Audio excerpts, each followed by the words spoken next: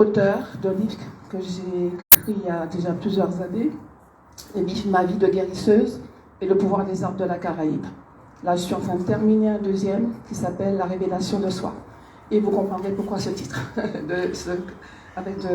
par le biais par lequel je vais passer pour vous parler des ancêtres tout à l'heure. Donc sinon, au départ, j'étais infirmière, cadre infirmière, j'ai tout laissé, la blouse, pour ne faire que ce que je fais là depuis une douzaine d'années. Et je suis très très contente de ça. Et j'enseigne cela aussi aux soignants des hôpitaux. Voilà.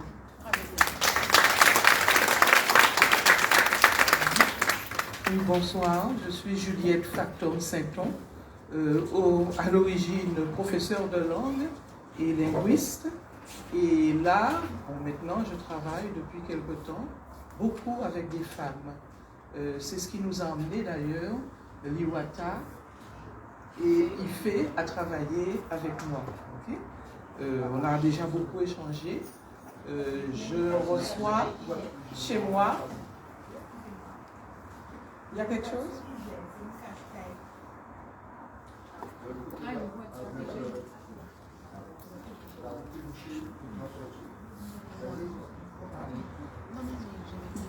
Donc, je reçois chez moi des femmes qui viennent en Qigong, avec un Qigong de la femme que j'ai mis sur pied, selon les problèmes que les femmes en Martinique et en Guadeloupe rencontrent. M'arrive à travailler beaucoup avec les femmes de la Martinique aussi. Et donc j'ai mis quelque chose sur pied, qui est quelque chose qu'on ne va pas voir nécessairement dans les livres pour le moment, ni en ouvrant, un site de Qigong. Voilà. Donc c'est à partir de l'histoire de la femme guadeloupéenne. Au départ, j'avais travaillé avec Liwata et Ife sur solitude, et j'avais trouvé une thématique, les mains de solitude. Solitude, l'une de nos ancêtres, l'une des ancêtres les plus anciennes. Et là, j'ai été inspirée pour aller, disons, plus loin. C'est là que j'en suis pour le moment. Je vous remercie.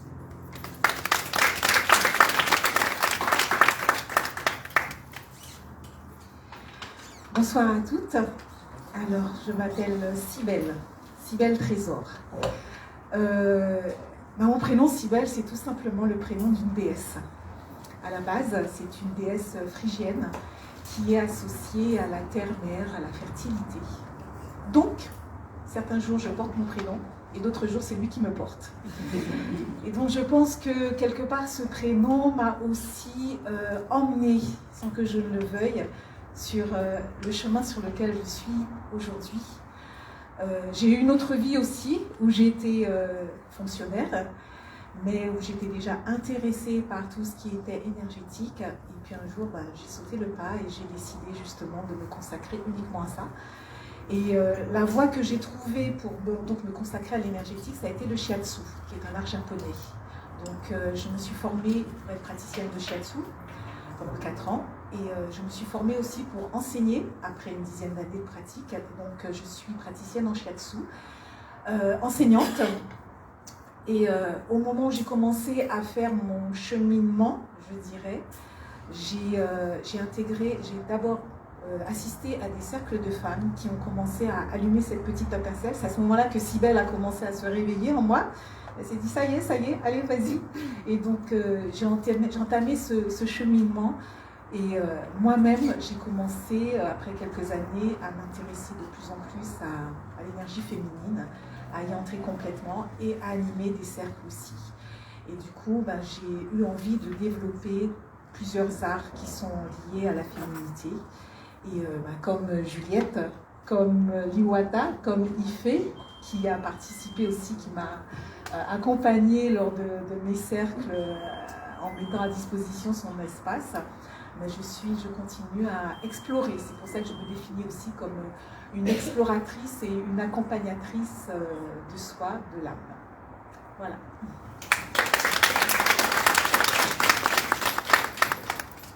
Bonsoir à toutes. Donc, moi, je suis Femi. C'est mon prénom de naissance que mes parents m'ont donné. Et Femi, en Yoruba, veut dire Dieu m'aime. Donc, j'ai grandi avec. Et je pense que le prénom m'a portée, voilà, puisqu'aujourd'hui je suis kinésithérapeute, j'ai une double casquette, kinésithérapeute et thérapeute énergétique. Et je suis également professeure de danse orientale égyptienne. Donc très tôt, j'ai été attirée par l'Égypte. Voilà. Et depuis 2022, puisqu'on est en 2023, je suis devenue instructeur de Sematawi, donc de yoga égyptien également. Donc on reste dans l'Égypte. Voilà, donc je vous parlerai un peu plus en détail de ce que je fais. Et pareil, j'accompagne les femmes de par la danse, de par le mouvement, à se reconnecter à elles-mêmes en fait. Et voilà, et c'est génial.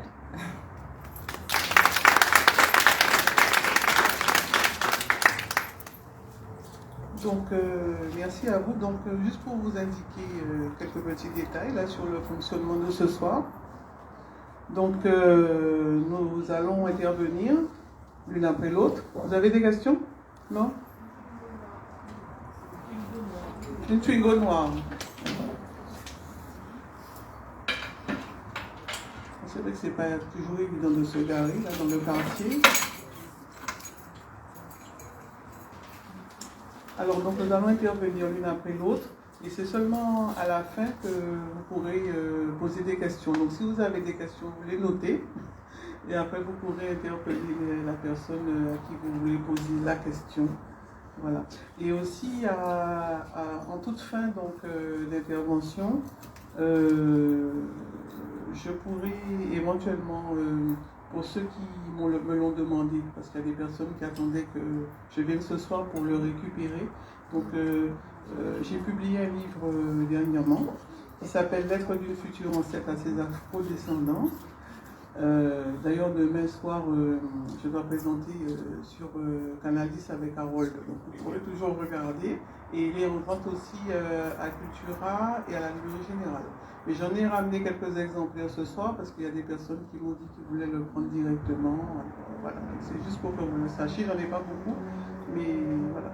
Mais ça fait partie aussi de mon parcours, hein, ce livre que j'ai mis des semaines, des journées entières à écrire et à faire un travail aussi sur mon arbre généalogique, à communiquer avec les ancêtres, etc. De manière à moi-même, par la suite, prendre ma place, enfin en tout cas j'espère qu'un jour ça sera vraiment le cas, prendre ma place, ma fonction aussi d'ancêtre quand le temps sera venu.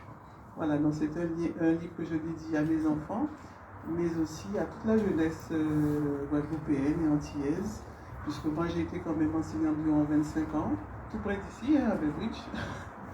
Et je peux vous dire que j'ai vraiment fréquenté la jeunesse antillaise de près. Et nous avons tous des talents. Je le dis parce que en fait, j'ai longtemps œuvré pour les élèves en difficulté. C'est comme ça que je suis devenue formatrice en gestion du stress. Et d'ailleurs, jusqu'à maintenant, je forme encore les enseignants et puis tout le personnel du rectorat en fait. Hein. Vous pouvez vous inscrire si jamais vous faites partie de la famille de l'éducation nationale. C'est gratuit. Je fais des stages de 2 jours en gestion du stress, communication, estime de soi, etc. Et ça, c'était juste le petit renseignement de plus. Donc, n'hésitez pas à noter et nous allons faire, chaque personne va faire à peu près 10 minutes d'intervention. Donc, nous comptons sur votre attention et nous vous remercions d'être là.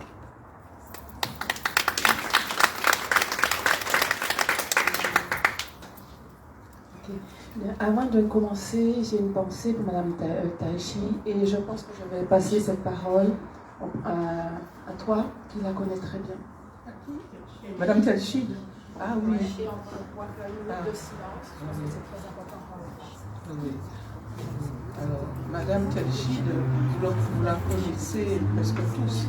Je crois que j'ai rencontré. Il faut que je rapproche le micro. Ça va? Oui. Donc, Madame Telchid, comme vous le savez bien, a été un professeur de français d'abord au collège Germain Saint-Ruf de Capesterre-Bello. Puis elle a décidé, avec Hector Poulet, de mettre sur pied un cours de créole. À l'époque, c'était difficile, très difficile, et elle n'a pas été très bien traitée, ni elle, ni Hector Poulet. Mais surtout, vous savez, les femmes, elles sont plus fragiles sur certains aspects, et elle n'a pas du tout été bien traitée. Cependant, elle a toujours continué pendant plus d'une vingtaine d'années à faire, jusqu'à ce que le dernier, je crois, M. Kozak, le dernier proviseur, enfin directeur, soit d'accord à ce qu'elle enseigne pleinement.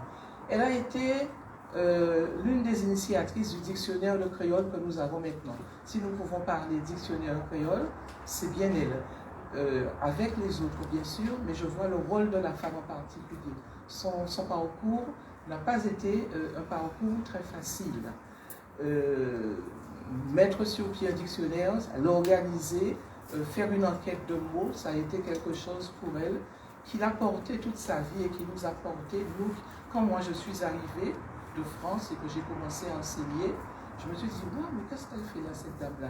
J'avais jamais entendu une chose pareille. Et là, vraiment, c'était une femme très forte, très très forte, qui nous a beaucoup porté, qui a fait beaucoup d'autres choses. Elle a fait des livres aussi pour l'enseignement des gens qui ne sont pas créolophones. Elle a beaucoup travaillé là-dessus et elle a travaillé sur la culture. Elle a fait découvrir la culture même aux parents de Capesterre, pas seulement aux enfants, mais aux parents. Les premiers étudiants de Capes créole ont été des étudiants qui étaient ses élèves au collège de Capesterre-Belle. Et pendant plusieurs années, le Capes et le master en Martinique, le master de créole, ont été nourris du cru qu'elle avait fait à Capesterre-Bello, alors même qu'à l'époque on disait que c'était quelqu'un, que les élèves étaient dévergondés, que ce n'était pas de bons élèves. En tout cas, tous les premiers crus sont sortis de chez elle. Personnellement, on m'a demandé de faire un petit témoignage pour elle. Et lorsque j'ai fait ce témoignage-là, on m'a demandé comment je la définirais. Moi, je l'ai définie comme on mafoun d'afa à femme. On mafoun d'afa à femme Guadeloupe, c'est-à-dire ce qu'il y a de plus profond. Une femme assise, une femme ancrée, une femme forte. C'est le seul mot que j'ai trouvé et qui n'est pas un mot guadeloupéen, mais qui est un mot de l'Afrique centrale, que j'ai trouvé pour définir la force qu'elle avait. Elle était allée au-delà, plus haut que la Guadeloupe. Voilà, donc on peut effectivement faire une petite minute de silence pour elle.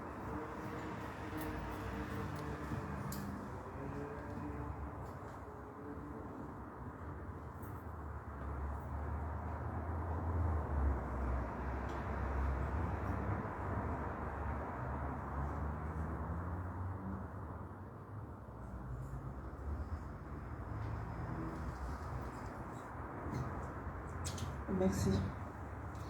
C'était important pour moi. Ouais. Moi, femme, si je me révélais, c'est ce titre, ce thème que j'ai choisi ce soir pour que nous puissions faire un parcours en nous-mêmes et en... J'ai trouvé que c'était vraiment que ça nous permet ça nous aide en fait à commencer à nous révéler à nous-mêmes.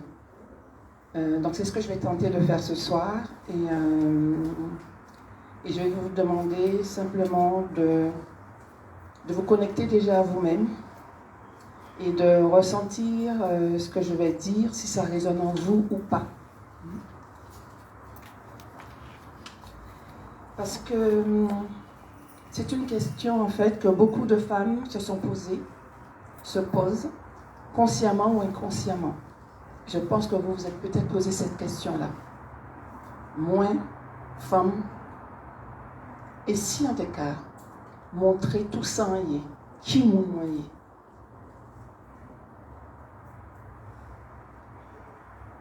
Et en français, moi, femme, si je me révélais. Sentez vraiment qu'est-ce que ça fait en vous là. Juste, laissez passer ce qui vient.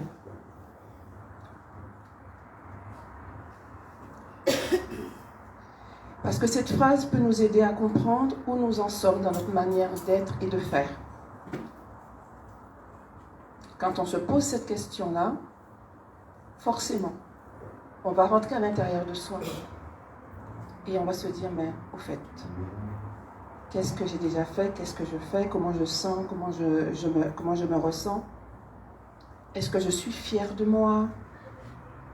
Est-ce que ma manière d'évoluer dans ce monde me convient, me plaît? Posez-vous là maintenant cette question-là. Est-ce que vous êtes fier de vous? Est-ce que votre manière d'être et de faire, ça vous plaît? Ça vous convient? Ça nous bouscule là quand on se pose ces questions-là. Il y a des choses, moi je sens des choses qui me traversent quand je pose la question là. Et vous entendez le cri là, why? Vous voyez, on est dans une synchronicité. Et c'est important d'écouter des informations qui nous viennent à nous, qui sont toujours un enseignement. Parce qu'on n'est jamais seul. Alors, moi, j'ai une petite... Et puis, c'est vrai que quand on se pose cette question-là, souvent on se dit, mais pourquoi, comment, quand, me révéler à moi, à qui? Il y a d'autres questions qui viennent. Mais moi, je vais vous amener dans l'espace-temps pour que vous puissiez comprendre comment ça peut démarrer, le fait qu'on n'arrive pas vraiment à se révéler à soi, comme on le voudrait.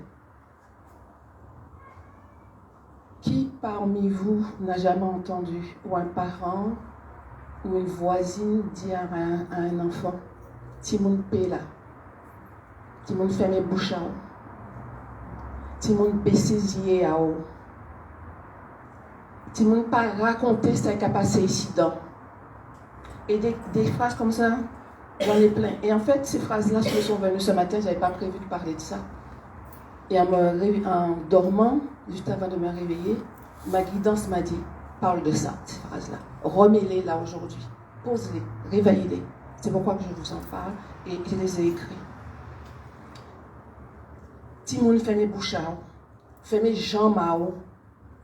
Pas raconter ça qui a passé ici dedans. Si vous ne voulez pas en foutre un coup de bois.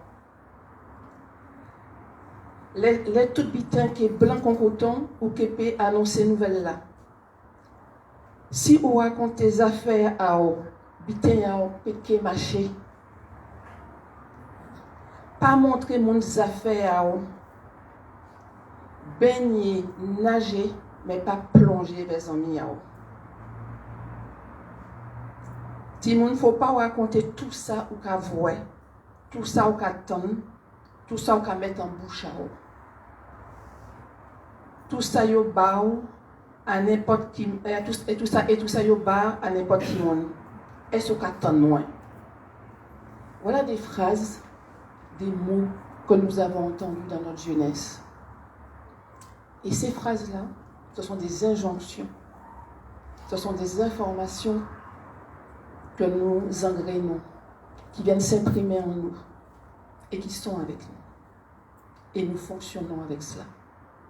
Et quand nous grandissons, nous devenons adultes et que nous devons prendre notre place, nous devons nous affirmer, nous devons nous positionner, cela devient un peu compliqué parce que ça nous demande beaucoup d'efforts. Et dans ces efforts-là, nous allons passer par différentes formes, différents biais en fait, qui va être le biais de la culpabilité, de l'interprétation, ça va être du déni, ça va être de la victimisation. Et d'ailleurs, je vais vous donner des exemples pour que vous compreniez vraiment bien. Comme ça, pas beaucoup de temps, je vais essayer de faire un peu rapide. Des exemples pour que vous puissiez comprendre comment nous fonctionnons. Parce qu'il y a toujours cette royauté familiale qui nous habite et qui fait qu'on a du mal à se déchaîner, à se dévoiler.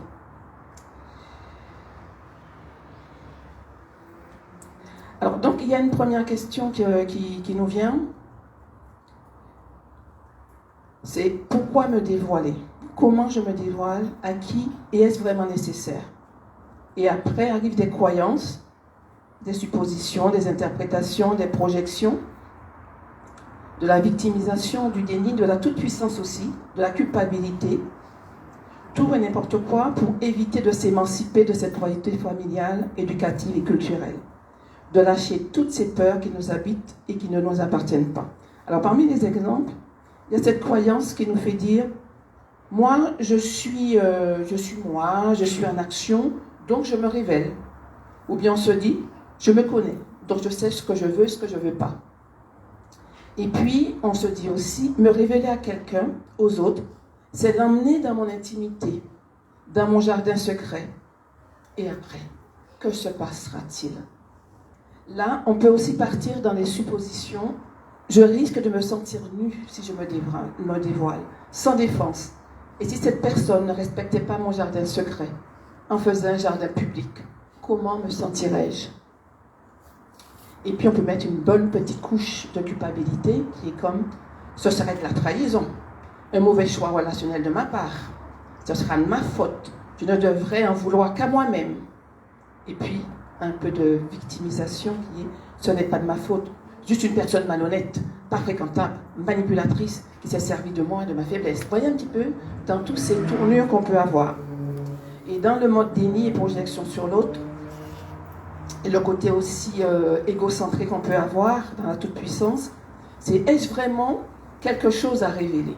Pour moi, tout est clair et clean. Par contre, tous les autres, ils ont des choses qu'ils cachent. Moi, je pourrais les aider à sortir de ça, à révéler ça. Et là, on donne des conseils, on commence à titiller les gens. Donc, alors qu'en fait, c'est une projection, quoi. On est dans le truc et on ne se voit pas, mais on pense que l'autre nous cache. Alors que nous-mêmes, nous nous cachons. Donc, tout cela pour éviter de répondre à cette interrogation, moi, femme, si je me révélais. Nous pensons toutes nous connaître et très bien nous connaître. C'est vrai qu'on a l'impression qu'on se connaît. Alors qu'en fait, si on pense vraiment qu'on se connaît totalement, on n'a plus rien à faire sur Terre, puisqu'on n'a plus rien à découvrir. Mais par moments, nous nous surprenons en même temps à penser ce que nous pensons. Nous sommes surprises par certaines idées qui nous passent par la tête ou par notre attitude comportementale, notre gestuelle, où nous pouvons avoir des réflexions qui est « mais ce n'est pas moi, je ne me reconnais pas là ». Mais ce sont les propos habituels de ma sœur, de ma grand-mère. C'est-à-dire qu'on va avoir par moments des attitudes, des propos qui vont commencer à nous dire « mais ça on dit là, c'est pas Jean, c'est pas Jean qui a parlé habituellement ». Et là, on va être un peu à l'écoute et on va pouvoir commencer peut-être à se dire « mais à travers moi, il y en a peut-être d'autres qui parlent. Il y en a d'autres qui se manifestent. Il y en a d'autres. » Donc, s'il y en a d'autres, ça veut dire que moi, je ne suis pas dans ma présence. Et je laisse les autres, à travers moi, s'exprimer et faire des choses, et pas moi. Donc, chaque fois que nous avons de telles interrogations, nous sommes déjà dans l'entendement, dans cette écoute, malgré notre personne, comme quelqu'un qui frappe à la porte, qui vient nous apporter une nouvelle, un message, un colis à accueillir, pour ensuite décider de ce que nous allons en faire. Alors, quand on reçoit, c'est-à-dire, il y a toujours cette démarche qu'on doit faire, qui est de pouvoir accueillir ce qui est. Et que si on n'accueille pas ce qui est, on ne peut pas ensuite prendre une décision à savoir qu'est-ce que je vais en faire. Et accueillir ne veut pas dire que je prends la chose pour moi. Ça ne veut pas dire que je suis d'accord avec ce qui est, avec la chose. Ça veut dire que je reçois l'information, je reçois la situation, mais je suis alignée. Et à partir du moment que je l'accueille, j'entends, je vois, je sens, je perçois, je peux décider si j'accueille ça en moi, si je le prends pour moi, si je le pose là, si je diffère, qu'est-ce que je vais en faire? Et dans cette conscience, nous devenons la transformatrice, la créatrice de notre vie, et nous avons tous les outils, attributs pour cela. Nous sommes à 100% opérationnels pour surfer sur la vague, danser notre vie au lieu de la subir. Juste cette qualité d'écoute, avec l'idée, la curiosité de l'enfant, être prêt à trouver des trésors, des pépites que la vie met à notre disposition, en nous et autour de nous, et de réaliser que nous utilisons très peu nos capacités, et plus nous pensons que nous savons, que nous connaissons, et plus nous nous limitons. C'est-à-dire toujours se positionner en tant qu'élève, élève de la vie. Donc si je suis élève, eh bien, ça veut dire que le maître qui est devant moi, l'information devient maître. Et je n'attends rien. Je fais juste, comme je vous ai dit, sentez si ça résonne en vous. Et une fois que la personne a terminé de parler, que l'information, je l'ai accueillie, je vais devenir maître à ce moment-là. Ou je vais décider de ce que je vais en faire. Vous voyez un petit peu ce passage du dedans et du dehors. Et être dans le déni ne permet pas de se révéler à soi. Se révéler à soi, le grand soi, c'est accepter de voir et de rayonner sa grandeur, accepter d'offrir au monde le meilleur de soi et d'être vu, entendu et d'être aimé ou pas. Mais de pouvoir être à sa juste place, à l'intérieur de nous, là où nous nous sentons en paix et en sécurité. Donc, vous femmes, chaque fois que vous vous révélez à vous-même, vous vous révélez aussi au monde.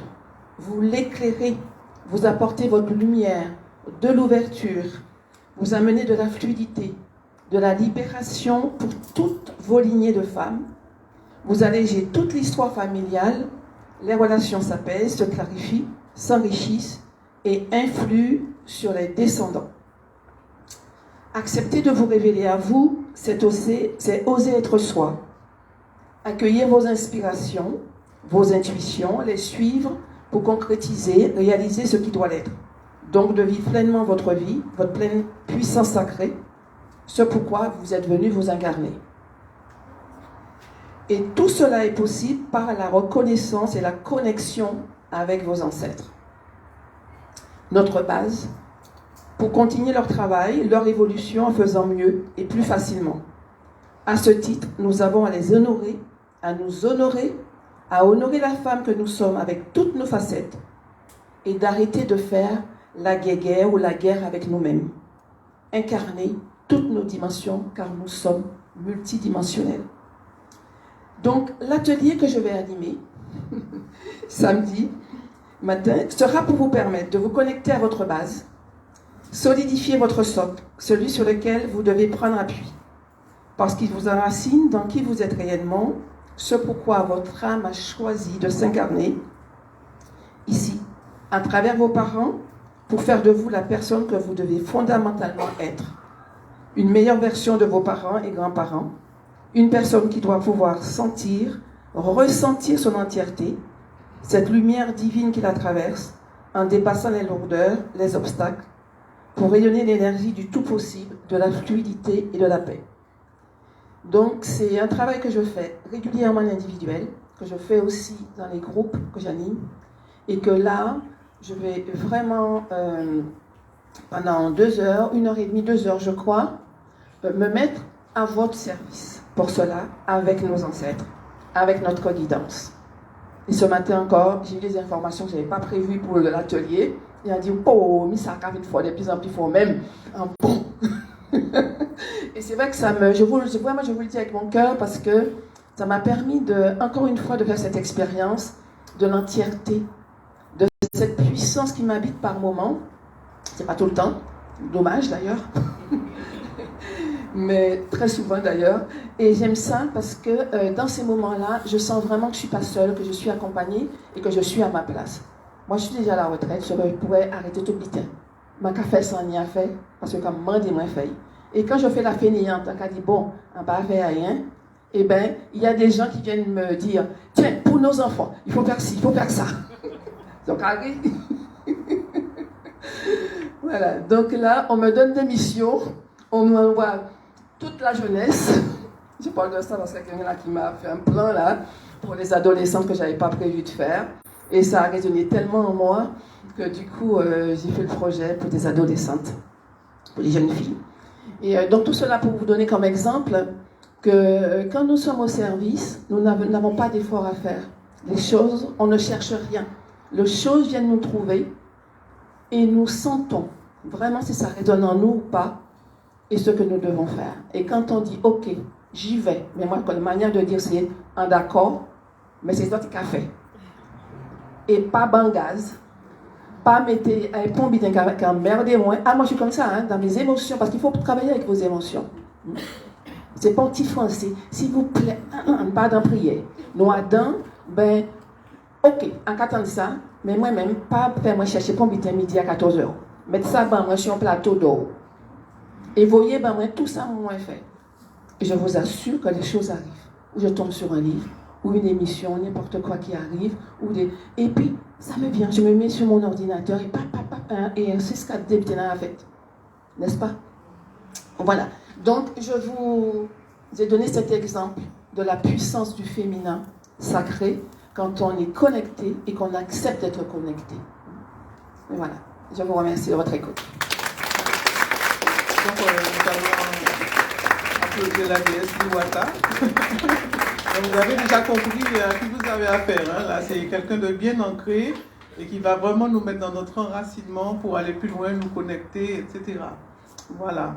Donc, comme vous l'avez compris, ce week-end, nous organisons donc 2 journées que nous voulons vraiment exceptionnelles grâce à vous, qui allez nous rejoindre.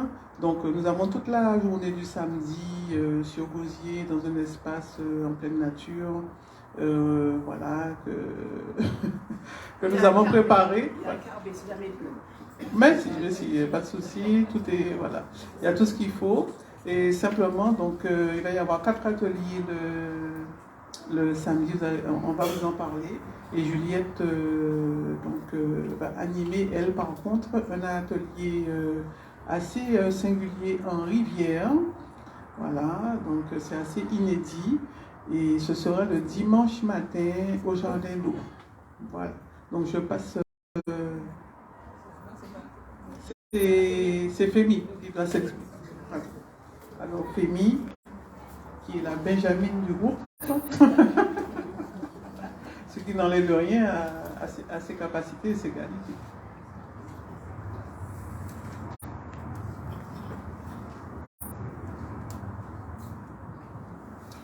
Alors, pour la petite anecdote, parce que je vais faire suite à Liwata, et pour la petite anecdote pour que les ateliers se fassent, j'ai des ateliers que je fais en plein air, près de la rivière.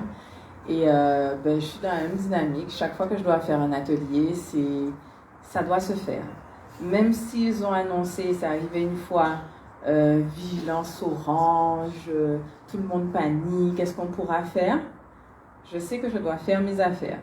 Donc ceux qui veulent venir viennent, et en général, pas mal sont habitués avec moi, donc ils viennent, et on fait l'atelier, et au moment où, par exemple, on doit faire le bain dans la rivière ou quoi, mais comme par hasard, ça se dégage, gros soleil, on fait notre truc, on repart, il pleut derrière nous.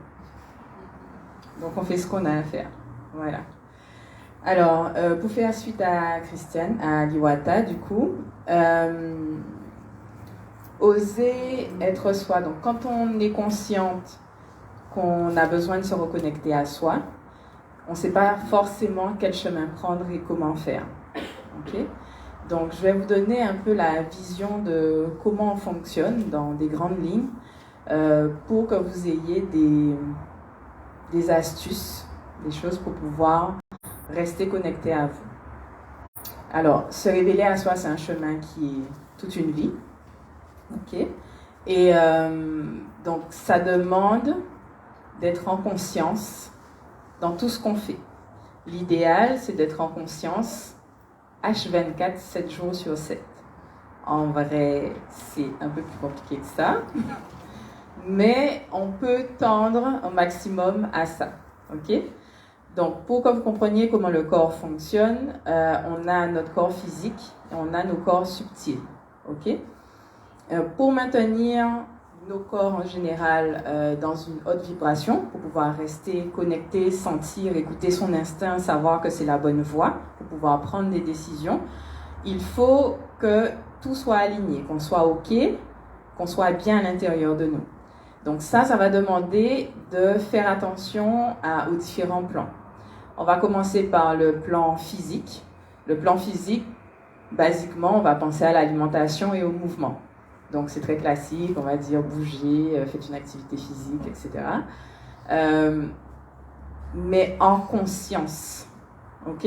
Parce qu'en fait, vous avez tout votre métabolisme interne, hormonal, qui doit bien fonctionner. Et ça passe aussi par les aliments que vous mangez. Donc il faut avoir une alimentation consciente une alimentation qui nous nourrit et qui nous élève. Peu importe, je ne rentre pas dans des débats de véganisme, pas véganisme, peu importe, chacun a son évolution, a son chemin. On peut être au stade, on ressent le besoin de manger de la viande, des choses comme ça, mais l'essentiel, c'est de faire les choses en conscience et de sentir, par exemple, que j'ai une période où je suis un peu anémiée, je ne suis pas bien, ok, bon ben là, je vais manger du boudin, des choses comme ça, parce que je sais que ça va me remonter sur le moment. Je vais évoluer, je vais sentir que la viande ne me fait plus bien, ok, je vais manger du poisson, des œufs, des choses comme ça, et en fait, au fur et à mesure, dans le temps, on va évoluer, et en même temps qu'on va augmenter notre conscience, notre corps va se transformer et nos besoins seront différents. Mais il faut vraiment respecter son processus, en fait. C'est vraiment important. Donc, quand on mange parce qu'on en a besoin, mais alors, pas en compulsion, d'accord? Et ça se travaille avec la conscience. Ça, c'était pour l'alimentation. Pour le mouvement, le corps a besoin de bouger, d'être souple et fort en même temps. Donc, faire une activité, c'est bien, mais une activité vraiment en conscience. C'est pour ça que je conseille souvent des disciplines comme le yoga, le tai chi, le qigong, des choses comme ça, parce que ce sont des disciplines où on prend le temps de sentir, de se synchroniser avec son corps et de s'assurer que tout bouge bien de la tête aux pieds. En fait, pourquoi je vous parle de ça sur le plan physique, c'est parce que souvent, il y a des gens qui font un travail énergétique, donc ils vont faire des soins, des choses plus subtiles, mais l'information aura du mal à être intégrée parce que le corps est trop encrassé. Donc, tous les plans sont importants à travailler. Okay? Donc, s'assurer que son corps physique est OK, c'est une chose. Et ensuite, on a nos corps subtils. Et pour les corps subtils, on va travailler sur améliorer sa façon de penser, sa façon de parler, la vibration des mots, sa façon d'agir, okay? Sa posture. Parce que souvent, quand on... sachant que la communication, elle est à 20% dans la parole et 80% non verbal, comment vous vous positionnez? Quand vous sentez que quelqu'un ne vous respecte pas, qu'est-ce que vous avez renvoyé aussi comme posture qui fait que la personne, elle s'est sentie autorisée? C'est pas évident, c'est vraiment pas évident, mais ça s'expérimente en fait. Et plus on travaille sur ça en conscience, plus on se rend compte que finalement, on est différent à l'intérieur. Donc, pour l'effet miroir dont Liwata parlait, l'extérieur va agir différemment. Et donc, les gens en face de nous vont agir différemment. Donc, ça, c'est une notion qui n'est pas évidente, mais qui est importante à comprendre. Et donc, pareil, la gestion de ses émotions. Accueillir ses émotions, comme Liwata disait, et ne pas les laisser se cristalliser ou sortir n'importe comment pour que ça nous consume, que ça nous brûle. Okay? Et donc, quand on travaille tous les plans physiques et subtils et qu'on fait attention à rester dans la conscience le maximum au quotidien, l'évolution se fait tout naturellement. Les messages nous viennent, parce qu'on reste aligné, les messages nous viennent. On peut écouter, on se dit, ok, donc là, j'ai une leçon là, d'accord, ma voix, mon cœur me dit de faire ça, ok, je vais dans la bonne direction. Et je sais que c'est la bonne direction parce que je suis alignée. Souvent, quand je fais un mauvais choix, c'est parce que je me suis laissée envahir par des émotions, j'ai pas... Voilà, il y a quelque chose qui a perturbé, qui fait que je n'ai pas su prendre la direction qui était la meilleure pour moi. Ok? D'où l'importance de rester en conscience au quotidien. Est-ce que ça vous parle, ça? Ok. Donc, en gros, c'était ça. Et j'aime bien donner l'exemple de la douche. Parce que souvent, il y a des gens qui me disent « Oui, mais j'ai fait un travail énergétique à une époque, j'ai fait un soin, ça m'a fait du bien pendant 1 semaine, 2 semaines, 3 semaines. Et puis après ça, j'ai repris mes mauvaises habitudes, ça va pas, je comprends pas, j'avance pas. » Ok. Quand vous douchez, vous vous douchez, là par exemple, vous dites, ah ouais, je vais prendre un super bain, je vais me récurer, tout super, je me parfume, c'est parfait et tout. Et puis je fais rien pendant 1 mois. C'est compliqué quand même. Mais l'énergétique, c'est pareil en fait. C'est pareil.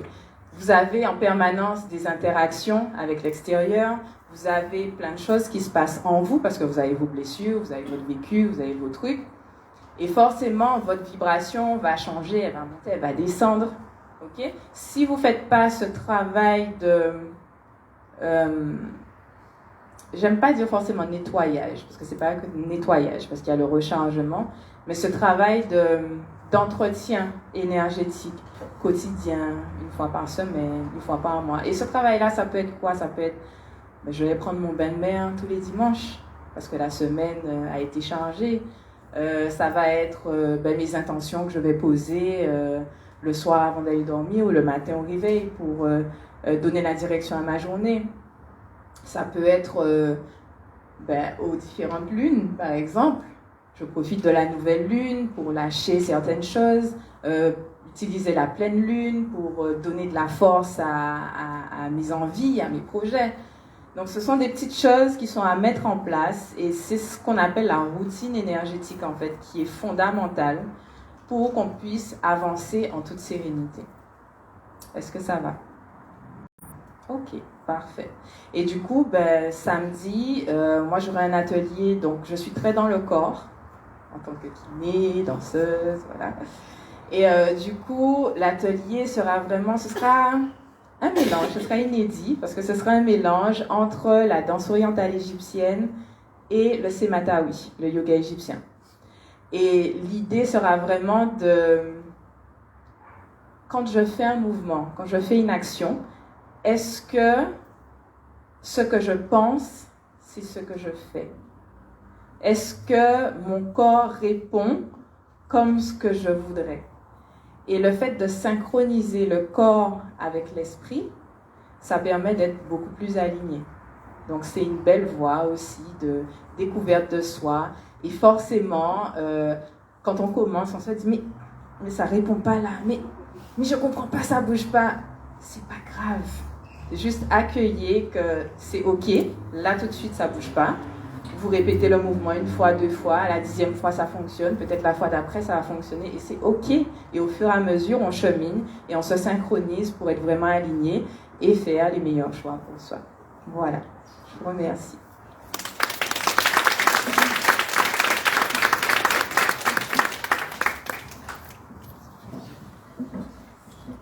Oui, bonsoir à nouveau. Moi, mon intervention, femme noire, femme nourricière de l'humanité. Mais en fait, j'ai peu de choses à dire là-dessus, donc on se contentera de suivre ma trame, une trame que j'invente un peu, tout comme j'invente mes ateliers, au fil de l'eau. Voilà. Alors, je voudrais faire un petit exercice avec vous avant de commencer, parce que je me suis mise en tête, effectivement, femme nourricière de l'humanité, mais aussi créatrice de tradition. Que l'on ne reste pas là à supporter et bon à être passive tout en faisant des revendications, merci, mais que l'on soit vraiment des femmes créatrices avant même mon intervention. Donc vous allez m'aider un peu. Étant donné que j'ai été professeur de langue, je vais vous faire la proposition de créer, disons, pourquoi pas une tradition verbale entre nous pendant le temps de notre conférence. Avoir des traditions et oser faire. Et ensuite, je vous parlerai de ce qui m'a amené à vous proposer l'atelier, et puis l'atelier lui-même, je vous en parlerai très vite. Donc, je vais lancer une manière de faire et vous allez me répondre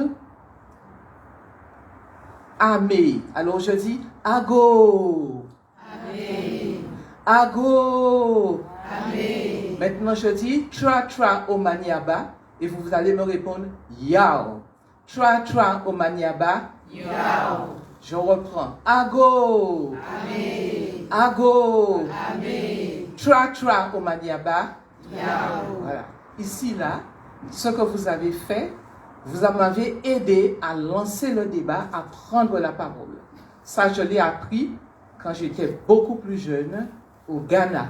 Et tout le temps, avant de prendre la parole, les gens demandent la parole. Et donc, voilà une manière de faire. Et je pense que beaucoup de choses de ce genre-là nous manquent énormément. Et c'est pour cela que je parle de créatrice de traditions. Avoir des traditions qui soient les nôtres et que nous créons et que nous osons créer. Voilà. C'était la première des choses. Maintenant, mon exposé lui-même, j'ai réfléchi, disons, sur la femme guadeloupéenne et la femme martiniquaise dans l'histoire. C'est vrai que je connais beaucoup d'autres pays de la Caraïbe, mais l'expérience la plus forte que j'ai faite, c'est celle de la Guadeloupe et depuis quelque temps aussi celle de la Martinique. En faisant quoi? D'abord en recevant des femmes chez moi.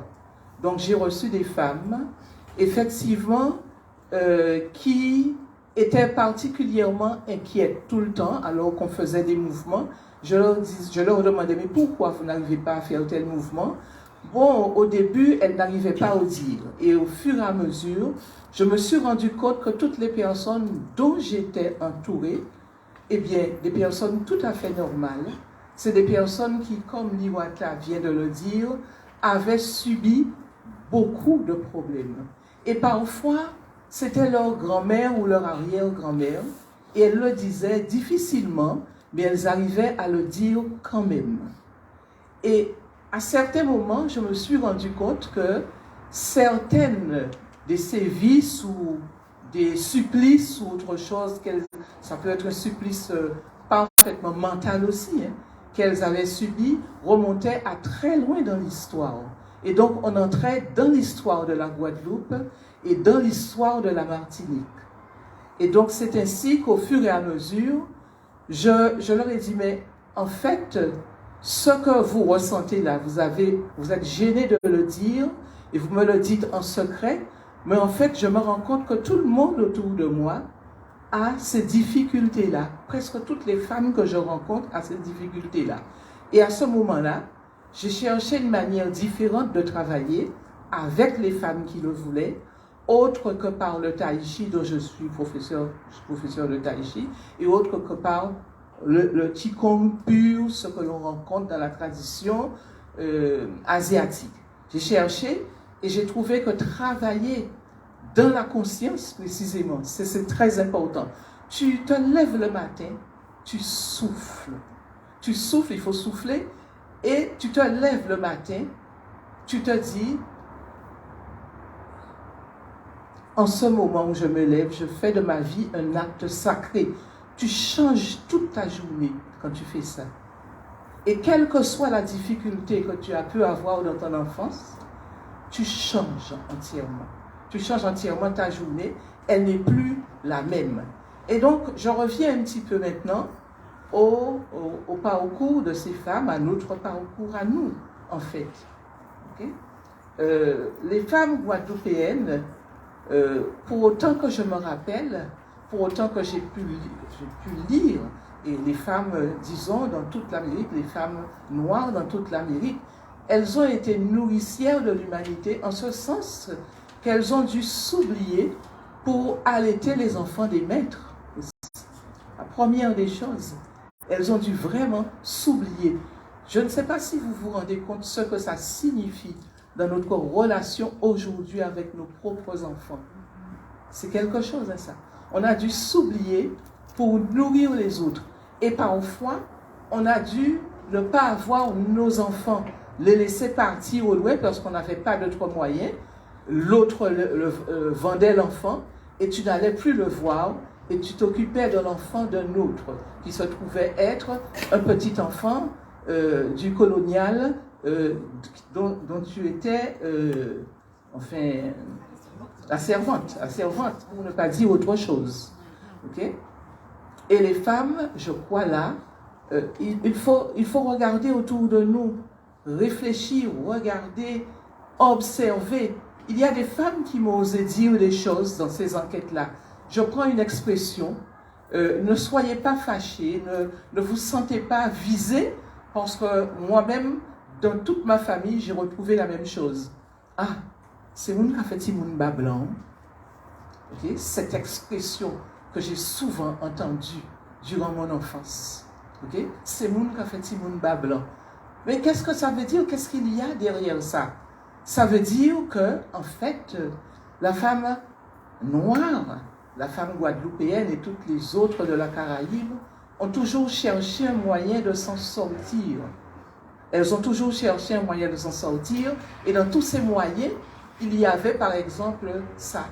Et donc aujourd'hui, simplement le reconnaître. Et si tu as mal quelque part à ton utérus, mal par ceci, mal par cela, la plupart du temps, en travaillant la respiration et le qigong, en prenant en compte ces aspects-là, à ce moment-là, c'est vrai que ton mal peut diminuer, s'alléger, voire disparaître. Parce que très certainement, l'Iwata et Ifé, je n'ai pas l'habitude de t'appeler Ifé, c'est pour ça. Oui, mais c'est mieux l'Iwata dans son cadre. Et qu'elles vont expliquer mieux que moi. Eh bien, je me suis aperçu que quand elles cherchaient, quand les femmes cherchaient, elles retournaient, elles allaient en arrière, elles cherchaient dans la famille et elles trouvaient que ça faisait longtemps que ça durait, que ce n'étaient pas elles les premières qui avaient de tels maux, de telles douleurs, mais que ça existait dans la famille. Et si elles ne faisaient pas attention, les premières, les filles aînées dans ces familles aussi commençaient à avoir les mêmes choses. Et c'est en ce sens-là que j'ai commencé, que je travaille avec des femmes sur la question des organes. Alors, je ne vous dirai pas nécessairement quel organe on va travailler. Je préfère vous réserver la surprise si vous venez à mon atelier, ce sera beaucoup plus agréable. Mais sachez que chaque organe est relié à une difficulté qu'on a eue dans la vie. Chaque organe, dans l'humanité entière, est lié à une difficulté. Je prends par exemple le cas du foie. Ce n'est pas par hasard si la majorité des gens que j'ai connus et qui sont morts de la dégénérescence du foie, eh bien, ce sont des gens qui ont été en colère toute leur vie, mais en colère, mais enragés même. Et donc, il y a là un travail que nous, femmes guadeloupéennes, nous, femmes sortant de toute cette descendance-là, que nous avons particulièrement à faire. Nous, par exemple, on a toujours, vous avez vu la statue de solitude, comment elle a les mains sur les hanches, mais tout cela, c'est en relation avec nos reins, nos reins qui supportent, qui subissent énormément, et on est dans une société où les reins souffrent beaucoup. Il paraît, selon les statistiques, beaucoup plus qu'en France. Les reins souffrent parce que nous faisons appel à notre courage.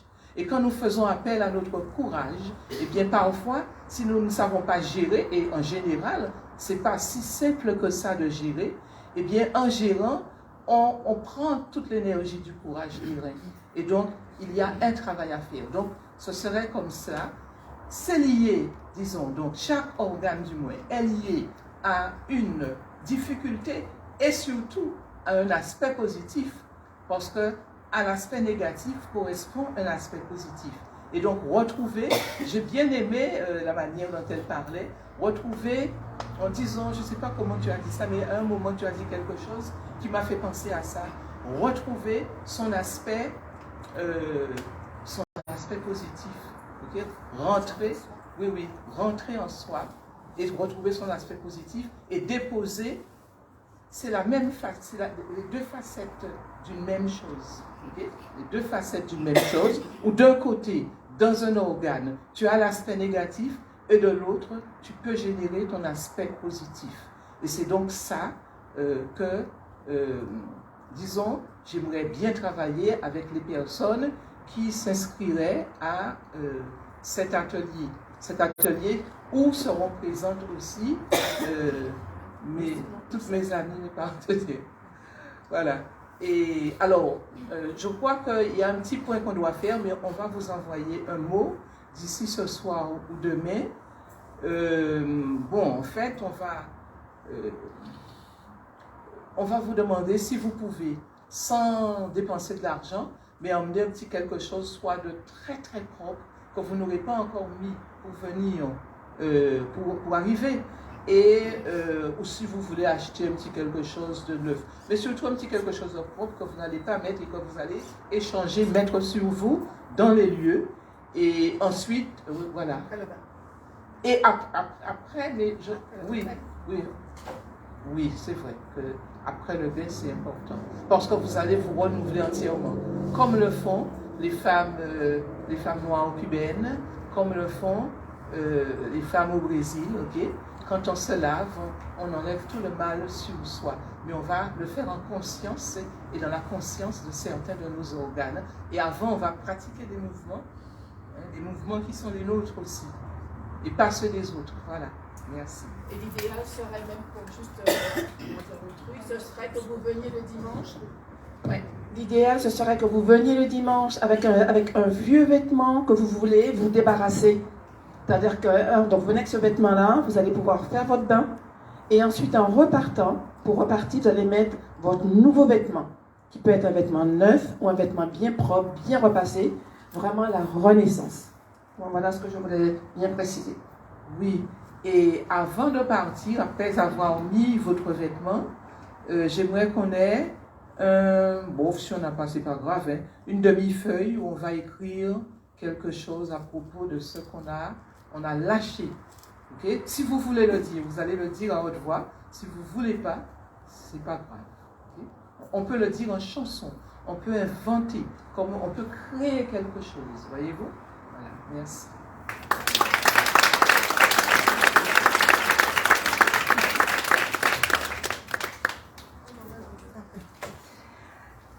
Alors, pour ma part, je vais enchaîner en m'appuyant sur oser se révéler et sur s'aligner, parce que ce dont je vais vous parler, c'est quelque chose que nous avons toutes. Je vais vous parler de la femme plurielle. Déjà, quand je regarde l'assemblée, je vois différentes personnes, différentes énergies, différentes postures, différentes façons d'être. Je vois deux hommes d'ailleurs aussi qui sont venus et je voulais justement les remercier merci à ces messieurs, parce que l'histoire de femmes c'est aussi l'histoire d'hommes aussi. Sans les femmes, les hommes ne seraient pas là.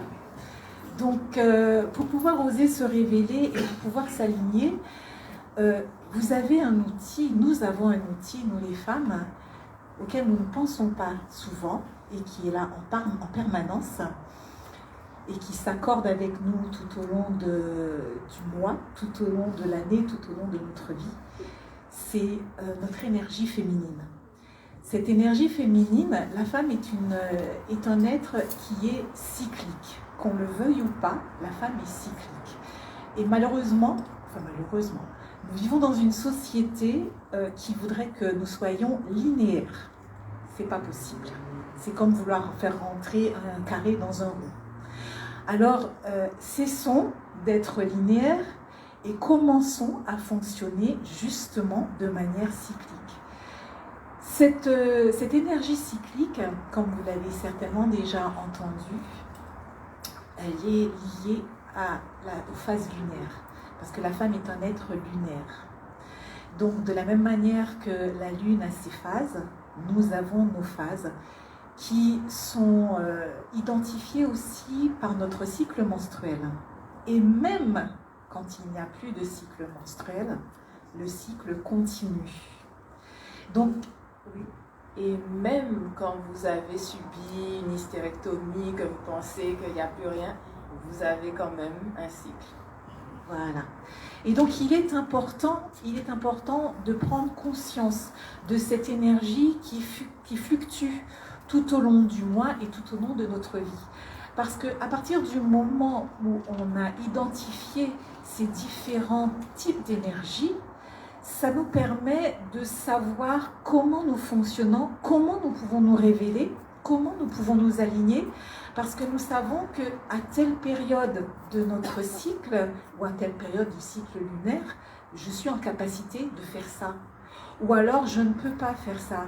Je m'écoute différemment. Je vais savoir que, effectivement, si je ne suis pas, je suis fatiguée, c'est peut-être parce que je suis dans telle phase. Ou si au contraire j'ai la pêche, c'est que je suis dans telle phase. Donc, bien souvent, nous fonctionnons comme ça de manière tout à fait instinctive. Alors, souvent, on retrouve justement les mêmes, je dirais, les mêmes fonctionnements chez chacune de nous. On arrive à déterminer certaines phases parce que non pas les symptômes, les manifestations sont assez fortes. Mais quelquefois, ces manifestations sont très subtiles. Et pour pouvoir les reconnaître, il faut absolument, c'est important d'être à l'écoute de soi. Être à l'écoute de soi, donc essayer de ne plus être dans les injonctions de la société, de ne plus se laisser happer par l'extérieur, justement, et d'être surtout à l'écoute de qui nous sommes et comment nous ressentons les choses.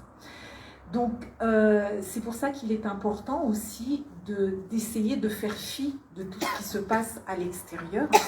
C'est pas facile. À partir du moment où on décide de se réapproprier cette énergie, on part un petit peu au combat.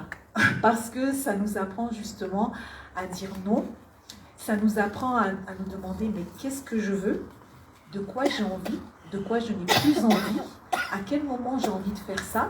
Comment je me sens? C'est une véritable introspection, mais qui en même temps est plus que bénéfique, parce que c'est à partir du moment où vous commencez, on commence à pouvoir identifier ces différentes phases, et bien, j'ai envie de dire, nous devenons toutes des super femmes. Nous sommes la meilleure version de nous-mêmes et à ce moment, plus rien ne nous arrête parce qu'on retrouve notre pouvoir et notre puissance. Pouvoir, c'est pas dans le terme pouvoir, je suis la plus forte, hein. C'est vraiment, je prends mes responsabilités, je sais qui je suis, je n'ai pas besoin de l'autre pour me dire comment je dois fonctionner et ce que je dois faire. Et j'irai même plus loin, quand on arrive, quand on peut identifier ces différentes phases, ces différents cycles énergétiques, automatiquement, ça rejaillit sur l'entourage. Parce que vous serez différentes, nous sommes différentes, nous sommes aussi plus à l'écoute. Nous reprenons notre place de femme, c'est-à-dire la femme accueillante, la femme qui écoute, la femme qui sait consoler, la femme qui écoute son intuition. La femme, avant, les femmes étaient justement écoutées. Quand dans certains villages, les femmes faisaient partie des conseils, c'est-à-dire quand il y avait un problème, on s'appuyait beaucoup sur les femmes parce qu'elles avaient cette intuition, elles avaient cette compréhension intuitive, chose que nous avons perdue de plus en plus. Donc, au fur et à mesure qu'on arrive, qu'on recommence à se réapproprier ces différentes phases énergétiques et à les vivre pleinement, on entre en connexion beaucoup plus facilement. On est au plus près de soi et du coup, on se révèle encore. Donc, l'atelier que je vais animer sera un atelier où je vais vous accompagner à découvrir, en tout cas à identifier ces différentes phases. Nous ne les vivrons pas ensemble, bien entendu, mais vous aurez déjà un aperçu de ce qu'elles sont et des différents types d'énergie qui nous traversent à ces différents moments. Moi, je suis quelqu'un, j'aime beaucoup jouer, j'aime beaucoup l'interaction, j'aime beaucoup parler. Donc, c'est vous qui allez les découvrir, ces phases. C'est vous, avec vos expériences, avec vos vécus, vos ressentis. Parce que souvent, on vit certaines choses et puis on est dans son coin en se disant « Oh, j'ai un problème, pourquoi je réagis comme ça ?» Et quand on commence à parler avec d'autres femmes, on se rend compte que je ne suis pas toute seule, c'est normal.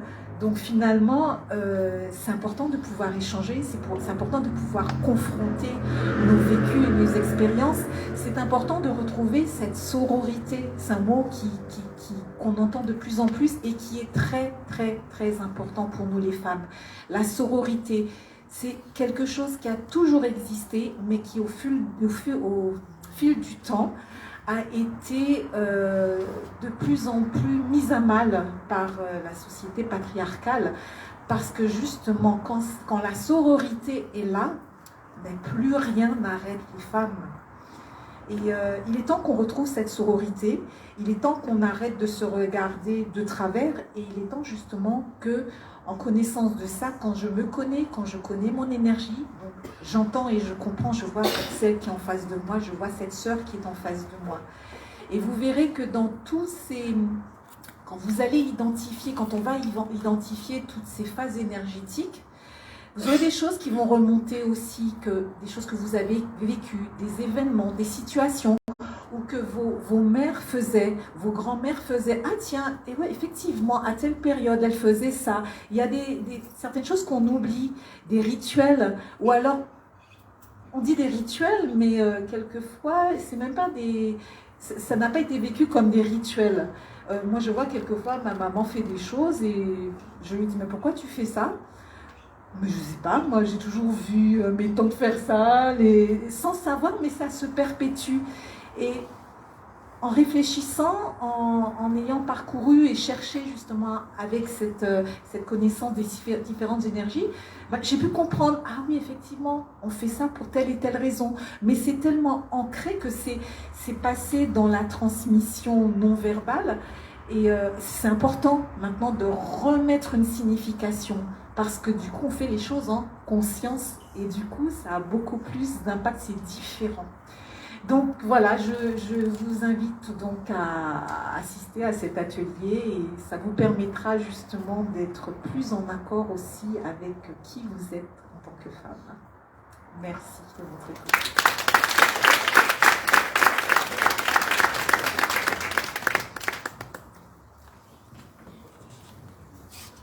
Ok, donc vous voyez qu'il y a de la puissance à aller chercher. Hein.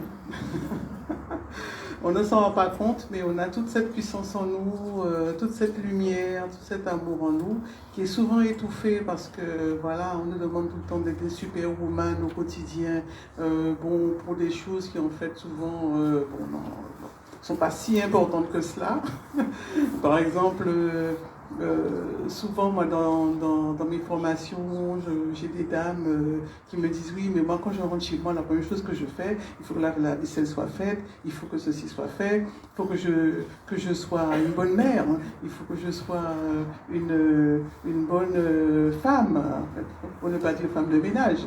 Voilà. Bon, donc, en fait, il y a beaucoup d'injonctions que nous vivons. Et cela nous coupe en fait de cet ancrage qui nous permet à la fois d'être nous-mêmes et d'être dans nos capacités en fait à agir autrement. Et il est très important de retrouver cette puissance intérieure, puisque c'est cela que nous voulons transmettre à nos enfants, à nos filles et bien entendu aussi à nos fils, qui doivent aussi trouver leur place. Puisque si nous faisons cela, c'est aussi pour être en harmonie avec le masculin. Il faut que chacun retrouve sa place. Et surtout, il faut que nous retrouvions le respect de nous-mêmes. Le respect de soi va avec l'estime de soi. Et c'est vraiment en réalité l'objectif de cette conférence, de cette soirée, de remettre de la conscience là-dessus. Donc, moi, je vais plutôt me tourner vers tout ce qui est psychogénéalogie et mémoire transgénérationnelle. Mais mes amis en ont déjà parlé, hein, en fait. Tout le monde a déjà abordé les thèmes les plus importants. Donc, je n'aurai pas grand-chose à dire, puisque effectivement, oui, nous portons les mémoires de nos mères, de nos grands-mères, et puis, en fait, on va dire la mémoire d'une société, en réalité, qui a été beaucoup construite sur la violence. Parfois nous portons ces mémoires violentes en nous, nous ne savons pas quoi en faire, eh bien, il y a toujours un moyen justement de transformer cela. Et cela peut se faire avec beaucoup de douceur envers nous-mêmes, puisque souvent nous n'avons pas appris la douceur. Et si nous n'apprenons pas à nous donner de la douceur, nous ne pouvons pas transmettre la douceur non plus. Et nous voulons justement couper avec toutes ces blessures transgénérationnelles et offrir autre chose à nos enfants afin de construire une société meilleure, enfin meilleure entre guillemets. Voilà, donc ce que je voulais vous dire. Et donc, plutôt que de parler, je voulais vous faire un petit exercice. Parce que moi, j'aime bien être dans l'action aussi. Et j'aime bien aussi envoyer les personnes à LBM, comme on a parlé tout à l'heure. On va se diriger vers l'intérieur. Alors c'est marrant parce que je ne pensais pas du tout faire cet exercice. Moi, je suis comme vous, je me laisse porter. Et cet après-midi, je me suis mise en méditation. J'ai senti qu'il fallait quand même que je prenne un petit repos. Et finalement, je me suis retrouvée en méditation. Et j'ai eu une image qui m'a traversée. J'ai dit, ah, c'est ça qu'il faut que je fasse ce soir. Voilà, donc comme quoi les choses se font comme elles doivent se faire au moment où elles doivent se faire. Il faut se faire confiance, puisque nous sommes en fait toujours guidés. Et moi, depuis que j'ai retrouvé la voix VOIX, mais aussi la voix VOIE des ancêtres, je me laisse vraiment guider. Plus que ça, je me laisse porter. J'avoue que, franchement, parfois, je m'étonne. Et je me dis, eh ben, dis donc, il a fallu que j'attende l'âge que j'ai pour comprendre que les choses pouvaient être faciles, en fait. Voilà, mais il n'est jamais trop tard. Alors, le petit exercice que je vais vous demander, ça va vous demander de fermer les yeux juste quelques secondes. Après, je vais vous guider. On va les ouvrir et on va faire quelque chose. Donc, je vous invite à prendre une position plus confortable, mettre les pieds au sol et respirer. Voilà, prenez 3 bonnes respirations. Sentez votre corps sur le siège. Là, vous êtes là, ici et maintenant. Vous êtes en confiance. Vous êtes avec vous-même. Voilà, vous sentez votre corps sur le siège, vous relâchez les bras, vous relâchez les épaules. Prenez le temps de desserrer les dents, de respirer, de sentir votre visage, voilà, s'adoucir. Ok. Et vous allez simplement, sans réfléchir, porter votre attention au niveau du cœur, de votre cœur. Et vous allez dire dans votre tête, je me connecte à ma lumière intérieure.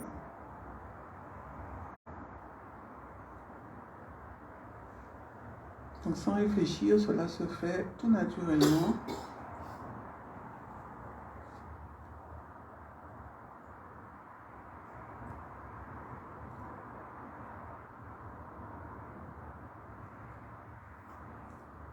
Voilà, je me connecte à la plus haute dimension de moi-même. Vous respirez en même temps. Quel que soit ce qui vous vient en tête, vous laissez passer. Il peut y avoir des images. Et vous vous faites confiance.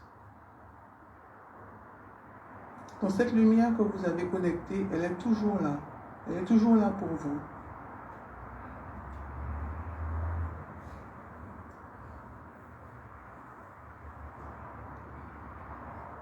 Voilà, vous vous connectez à la déesse qui est en vous, c'est-à-dire la plus haute version de vous-même, la plus haute dimension de vous-même. Et les hommes aussi pareil. Et vous vous ouvrez, vous respirez avec cette sensation. Vous osez vous ouvrir à cette dimension de vous-même. Alors, vous allez rester encore quelques secondes ainsi.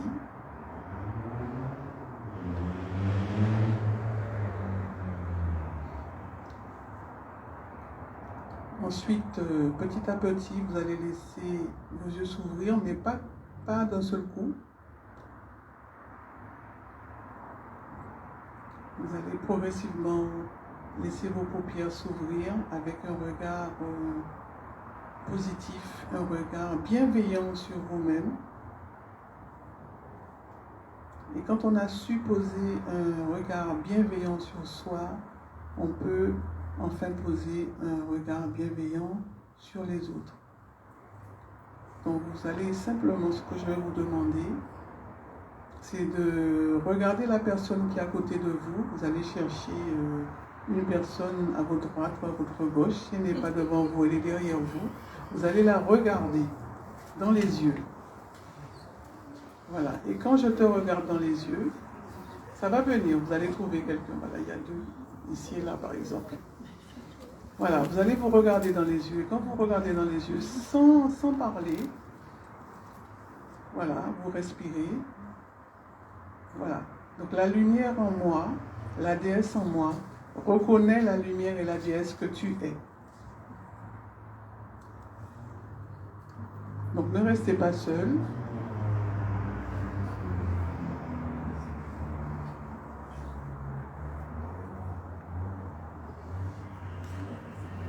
Voilà.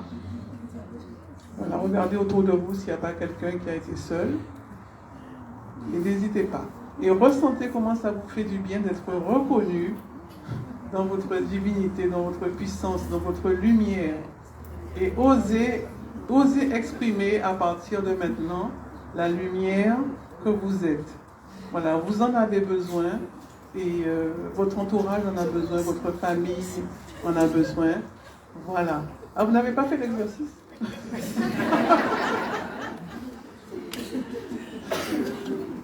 Voilà, très bien. Et nous allons pouvoir vous laisser la parole.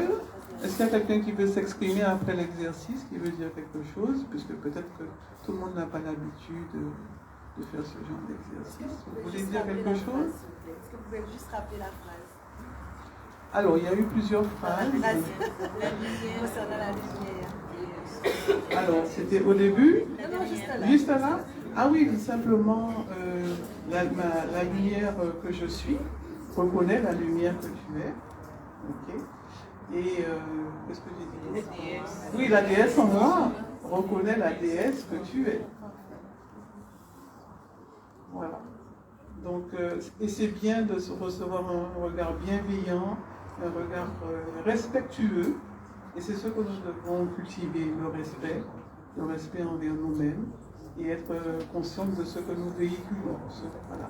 Donc n'hésitez pas à laisser rayonner votre lumière. Voilà. Exercice pour ce soir, vous le faites avec votre mari. Si vous en avez un. Et vos enfants. Ah oui, des enfants, c'est important. Et avec vos enfants. Avec Ok. votre mari, vous allez voir comment ça va. Alors, donc nous allons vous passer le micro si vous avez, je ne sais pas si le micro arrive jusque là-bas, mais en tout cas, si vous avez une question, c'est le moment.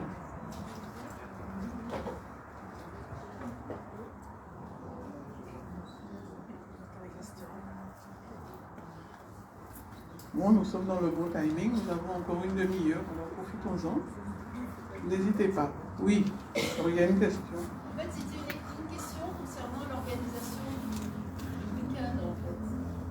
Ah, Ça se passera. d'accord. Donc, alors, déjà, on a mis des affiches tout au fond. Quand vous allez sortir, vous allez regarder, vous allez photographier. Et nous avons fait passer aussi des flyers. Donc, c'est toute une journée pour le samedi. Vous êtes accueillis dès 7h30. C'est à Gosier, on va vous donner la géolocalisation. Ensuite, qu'allais-je dire, donc il y a quatre ateliers le samedi, c'est toute la journée. On termine à 18h. C'est une journée bien fournie, mais vous allez voir, ça va être très agréable. On va pique-niquer ensemble, voilà. Et puis le dimanche, par contre, on sera donc à Goyave, au Jardin d'eau, la matinée. Et donc vous pouvez rester, nous normalement on ne reste que la matinée, mais vous avez la possibilité de rester toute la journée, puisque dans le prix, le package que nous vous proposons est comprise l'entrée au Jardin d'eau. Voilà, alors le Jardin d'eau a choisi le jardin d'eau. On n'a rien choisi au hasard, hein, je veux dire, voilà. Le jardin d'eau, pourquoi?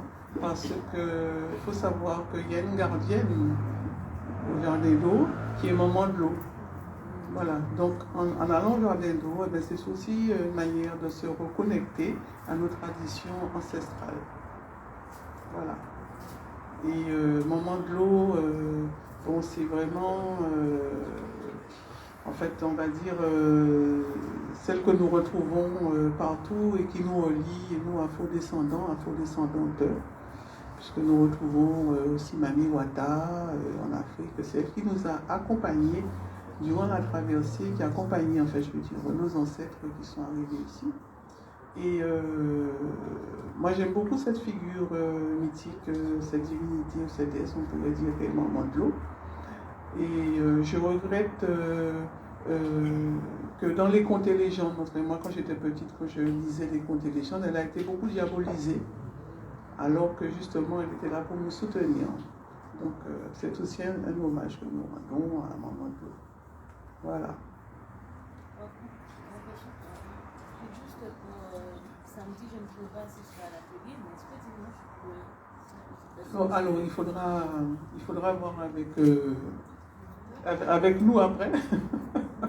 Il faudra voir avec nous comment on peut s'organiser éventuellement. Parce qu'en fait, on essaie d'installer vraiment une énergie de groupe pour que tout le monde avance ensemble. Donc chacune nous soutenons les unes les autres. Et voilà, donc il faut voir dans quelle mesure que cela peut être fait. Ça dépend de la personne aussi, de son parcours, si elle a déjà fait une démarche personnelle, si elle est apte à intégrer le groupe à la dernière minute. On va voir. Après, ce qu'on peut vous dire aussi, c'est qu'il y aura certainement une suite à ce stage, c'est un stage, à cette rencontre, à ces ateliers, puisque chacune dans notre domaine, par la suite, nous proposons de vous suivre. C'est-à-dire, si vous voulez continuer une certaine pratique, vous pourrez vous adresser à l'une d'entre nous, et puisque nous faisons des ateliers toute l'année. Donc, c'est quelque chose. Et il y a Fémi aussi qui fait des ateliers en rivière. Donc, c'est pas la même chose, mais voilà. Et moi-même, je pense proposer un suivi à la fin du mois, refaire un atelier, puisque moi, comme je vais parler plutôt de tout ce qui est transgénérationnel et les ancêtres, je pense refaire un atelier le dimanche 26 mars au matin, donc si jamais ça vous intéresse. Sur le flyer, vous avez mon numéro, là où il y a marqué SMS. SMS, c'est moi. Parce que en fait, je suis tout le temps sous silencieux, parce que comme je fais beaucoup de relaxation avec les gens, je ne peux pas toujours vous répondre. Donc je préfère qu'on me mette un SMS et puis je vous réponds toujours, c'est plus facile pour moi. Et donc, voilà, donc nous aurons à vous proposer des choses. Liwata est là aussi toute l'année. Juliette, c'est cours de Qigong, et les cours de Qigong de Juliette sont assez particuliers, puisque comme elle vous a dit, elle a adapté vraiment le Qigong non seulement au féminin, mais en pensant vraiment à nos particularités propres, je veux dire, en tant que femme antillaise, je dirais. Ok ?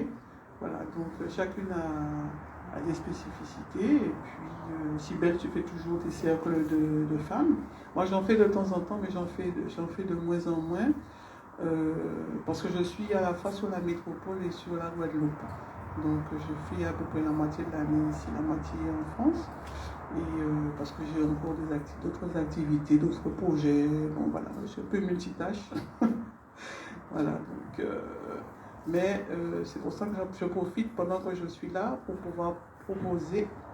Alors ce suivi, moi je dis un suivi, mais ça peut être aussi autre chose. Mais bon, en tout cas, les personnes qui auront déjà fait le stage, déjà elles auront un tarif préférentiel sur les ateliers. Enfin, en tout cas, moi je parle pour moi déjà. Et donc ça pourra... Parce qu'en fait, c'est bien de faire des ateliers comme ça, des journées, mais après souvent les gens sont lâchés dans la nature. Et comme on dit, bon, parfois il faut des petits rappels pour être accompagné. On sent qu'on a besoin d'être accompagné.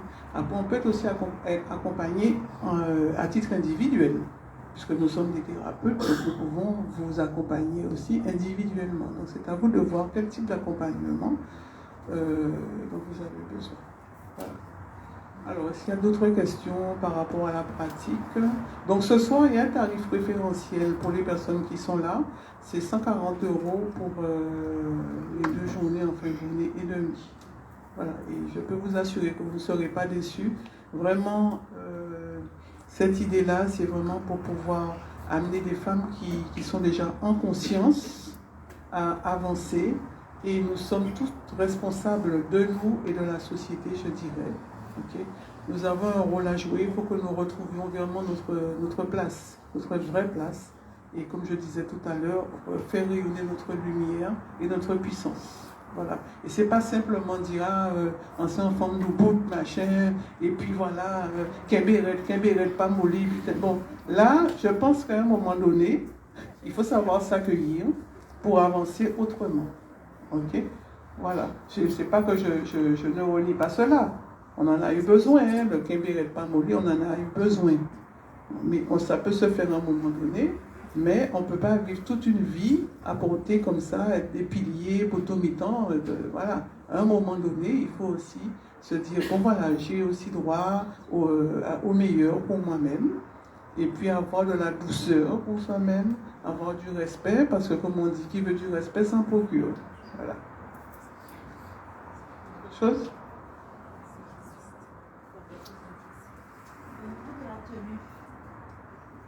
Oui, je voulais te demander au niveau de la tenue pour samedi, pour la journée de samedi et de dimanche.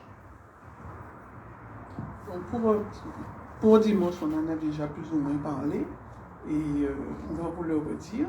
Et pour samedi, quoi dire? Une tenue confortable. Tenue confortable, souple, que vous soyez à l'aise. Si vous avez, ce serait bien que vous veniez aussi avec un paréo. Un foulard pour la taille par rapport au yoga et à la danse égyptienne. Qu'est-ce qu'on peut avoir besoin encore? Et oui, il faut aussi amener un fruit ou de l'encens pour faire une offrande qu'on va faire, c'est ça? Alors il y aura un petit rituel d'ouverture, hein, normalement. Puisque nous voulons être guidés aussi par nos ancêtres, nous essayons de nous aligner sur les anciennes traditions ancestrales, enfin anciennes qui sont en fait modernes en fait, hein, parce que tout le monde continue à le faire. Hein. Donc il y aura un petit rituel d'ouverture. Ça c'est vraiment pour nous aligner, pour nous mettre vraiment dans la lumière. Et nous allons d'abord commencer par honorer nos ancêtres qui se sont aussi sacrifiés pour nous. Et quand on parle des ancêtres, c'est pas simplement, comme on a dit tout à l'heure, pour être dans la victimisation. C'est que nos ancêtres, effectivement, ils ont eu des blessures, mais ils ont surmonté en fait toutes ces difficultés. Donc, ils ont des forces en eux. Donc, effectivement, nous avons des fragilités, mais nous avons aussi des forces. Nous avons des qualités. Okay. Et nos ancêtres sont là aussi pour pouvoir nous guider. Et sur la notion d'ancêtre, on développera sur place, puisqu'il y a ancêtre et ancêtre. Voilà. Et au-delà même, j'ai envie d'aller un petit peu plus loin, parce qu'au-delà même des ancêtres, de nos ancêtres, je dirais, qui nous ont permis d'être là, nous en avons bien d'autres. Et moi, j'aime beaucoup me connecter à la source, donc les ancêtres primordiaux. Et là, donc, on va aller beaucoup plus loin. En tout cas, moi, dans ce que je vais faire, on va aller vraiment à la source pour que toute cette belle lumière puisse descendre. Et ça va pouvoir réparer aussi les ancêtres non méritants, entre guillemets. Donc, on va faire ce travail en hauteur. Voilà. Est-ce qu'il y a d'autres questions? Alain dira, c'est déjà la fin. C'est très subtil hein, comme message. ce sont les ancêtres qui nous ont dit, ok.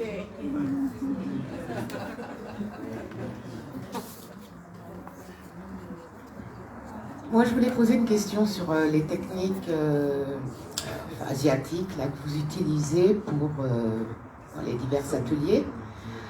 Pourquoi ces techniques asiatiques et spécialement le chakshu, là je ne sais pas très bien, le qigong, voilà. Parce qu'il y a plein d'autres techniques et pourquoi particulièrement ces deux-là?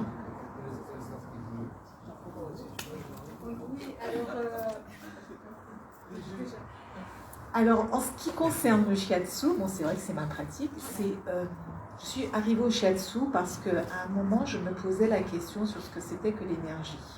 Ça fait une bonne vingtaine d'années, voire plus. Et au fil de mes lectures, ce qui a vraiment répondu à ma question, qui m'a vraiment parlé, c'est par le biais du shiatsu. Parce qu'en fait, c'était cette notion d'énergie où l'homme, en fait, est un pont entre le ciel et la terre. Et donc, cette énergie qui circule en nous, c'est vraiment le microcosme et le macrocosme. Donc, c'est ce qui vraiment m'a parlé le plus. Peut-être que, en plus, bon, ça fait une vingtaine d'années, donc il n'y avait pas encore Internet comme maintenant, enfin, il n'y avait pas autant d'informations. Peut-être que ce serait actuellement que je trouverais d'autres sources. Et c'est surtout aussi que alors, souvent on pose la question, pourquoi on va beaucoup vers la médecine chinoise et tout, mais c'est que ce sont eux qui ont fait des écrits. Dans les autres traditions, souvent c'était des traditions orales, alors que les Asiatiques, c'est ça, on fait énormément d'écrits, de récits, enfin, quelquefois en plus c'est très paraphrasé, mais ils ont, après des millénaires, des milliers d'années d'observation, ils ont mis les choses par écrit et la corrélation entre l'émotionnel et le corps, en fait tout ça a été consigné, alors que dans d'autres traditions, ça s'est vraiment transmis en oralité, donc quelquefois ça s'est un petit peu perdu. En tout cas, oui, moi je trouve que la question est une très bonne question. Oui, en fait, moi au départ, c'est juste un cheminement, c'est ce que j'ai rencontré alors que j'avais une quête. C'est ce que j'ai rencontré, j'ai beaucoup cherché, j'ai beaucoup voyagé, mais c'est ce qui est venu me trouver. Et donc j'ai commencé par cela, mais comme j'ai beaucoup cherché, je sais que les ancêtres, les grands-pères, les grands-mères, les arrières, etc., eux aussi, ils ont une manière de faire. Et donc c'est à travers nos corps et les blessures que nous avons que je retrouve cette manière de faire. Restituer un petit peu, tu vois, je restitue un peu ce qui est nous à travers une nouvelle pratique. Par exemple, la question des organes, c'est quelque chose d'universel.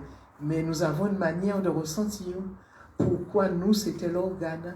Et donc, qu'est-ce qui va faire que je pourrais me guérir l'intérieur, ou bien il y a encore d'autres choses universelles. Le physique, le corps physique, le corps astral, ou l'émotionnel, et le corps mental, ou un mental inférieur, un mental supérieur. Mais c'est partout pareil, tu découvres que c'est la même chose. Et tu te dis, ah ben si c'est pareil, il y a moyen que moi, à travers une pratique que je développe, que je fasse quelque chose. Quand je te parle là, en fait, j'ai écrit un mémoire là-dessus. J'ai écrit un mémoire sur les pratiques que j'ai eues. Et bon, comme je fais beaucoup de choses, je ne l'ai pas encore publié. Mais il est écrit et bien écrit, mon mémoire, et j'espère pouvoir te faire bénéficier de ce que moi je trouve être nous à travers la pratique que j'ai. Mais l'homme a un côté universel, et si tu n'as pas trouvé au départ ce que tu cherchais chez toi, tu peux regarder l'autre et ensuite revenir chez toi pour construire ta société en laissant de côté ce que les autres, eux, bon, des choses qui sont peut-être pas utiles à toi. Ok, merci. Alors, il y a juste une anecdote justement sur laquelle je rebondis par rapport à ce que Juliette disait. Souvent, je dis, c'est parce que mes parents ne sont pas frotteurs que j'ai fait du shiatsu. Je pense que s'il y en avait un qui avait été frotteur... Frotteur, voilà, les gens qui frottent, les frotteurs, les guérisseurs ici, voilà. Et je me souviens quand mon fils était plus jeune au collège, à chaque rentrée, je l'emmenais chez une frotteuse. Et un jour, donc j'assistais un peu à la séance. Et au début de ma formation de shiatsu, donc je regardais comment elle faisait, puis à un moment, elle a massé un endroit et ça m'a interpellée parce que ça m'a ramené justement à ce que j'apprenais en formation. Donc je lui ai posé la question pourquoi elle faisait ça. Et dans sa réponse, c'est exactement ce que j'apprenais. Et du coup, ça m'a rassurée parce que je me suis dit, voilà, tu parlais d'universalité, il y a une universalité dans le toucher, dans les soins, dans tout ce qui est énergie. Après, chacun le fait avec sa culture et avec son histoire. Et puis il y a des choses que nous n'apprenons pas dans les livres. Il y a des choses que nous n'apprenons pas dans les livres, mais que nous faisons instinctivement. Et après, on le découvre dans les livres. Moi, ça m'est arrivé pour plein de postures, plein de trucs que je fais parce que je ressens ça. Et puis, à un moment donné, je tombe sur un bouquin et qui me montre exactement ce que j'avais fait, la partie que j'avais touchée, la manière dont je l'avais fait. Et bien, c'était déjà écrit quelque part. Donc, nous avons cette capacité de connexion qui va nous amener dans les mémoires akashiques. Donc, où on va pouvoir faire des lectures de soins de guérison, et que nous allons naturellement pratiquer, et pas forcément besoin d'un livre. Donc ça, il faut qu'on se le dise bien dans la tête. Nous avons tout cela en nous, ces connaissances-là. Et que tout un chacun de toutes les cultures peut faire tout ce qu'ils veulent, mais ils l'ont pris le même endroit. Et n'oubliez pas que les premiers peuples étaient noirs. Alors je veux juste, j'avais oublié aussi quelque chose pour compléter ma réponse. En fait, quand tu cherches le corps astral, ou même le corps émotionnel, il est très présent dans la Caraïbe. Je suis allée en Haïti, où il y avait un colloque sur la médecine, la vraie médecine, et la médecine traditionnelle. Eh bien, le fameux bouquet dont nous parlons là, il est fondamental chez les frotteurs.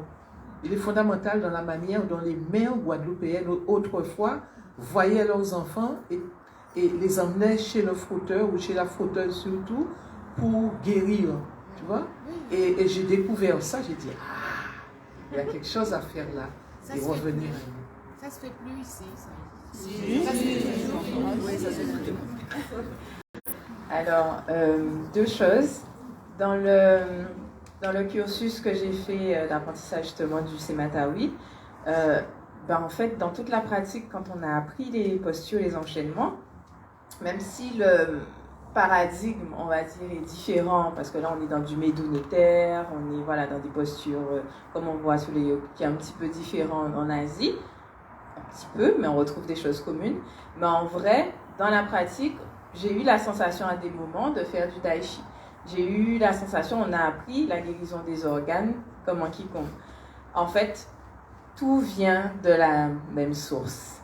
Et si on regarde toutes les civilisations ancestrales, qu'elles soient amérindiennes, asiatiques, indiennes, d'Inde, africaines, ce sont les mêmes bases. Oui.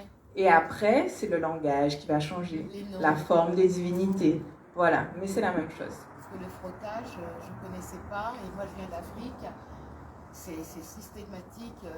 Tous les enfants, dès la naissance, sont frottés. Et pareil, les rebouteux, donc l'ostéopathie,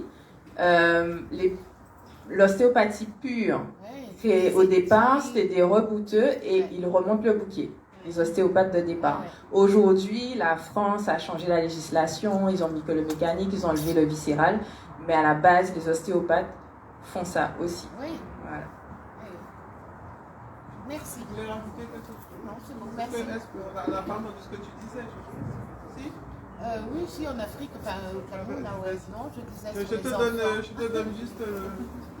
voilà. Mais présente-toi, oui, moi je suis pareil, moi je suis Michel, non français, et Asiba, non africain, béninois, qui veut dire dimanche. En fait, le nom est plutôt long parce que c'est Asiba Omoleye, qui veut dire dimanche, le jour du Seigneur. Donc c'est aussi un prénom que je me suis attribué. Il est arrivé par hasard en 86 chez moi, en 1986. Il ne m'a jamais lâché, il m'a suivi dans toutes les sociétés que j'ai montées. Il y avait ce nom-là, et voilà. Donc il continue. Aujourd'hui, je suis arrivée en Guadeloupe après avoir passé un long séjour au Cameroun, en Afrique, où j'ai aussi appris pas mal de choses sur les rebouteuses, sur les praticiennes comme ça avec la médecine naturelle et traditionnelle. Et il y a des traditions, je sais pas, si moi j'arrive, alors je vais les découvrir aussi, j'espère qu'elles y sont aussi, quoi. Mais voilà, très ancestrales, qui persistent encore là-bas, et voilà. Donc c'est intéressant de connaître ces techniques. Ça va venir. Shiatsu. Moi aussi, je suis passée par la case Shiatsu, par plusieurs cases, avant de me rendre compte que bon, les choses sont tellement faciles en réalité. Bon. Alors, donc.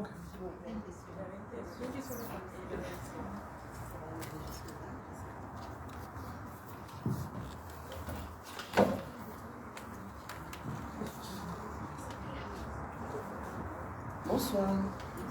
Je suis Kelly. Je suis désolée, ce week-end, je ne pouvais pas être là et donc moi je me projette.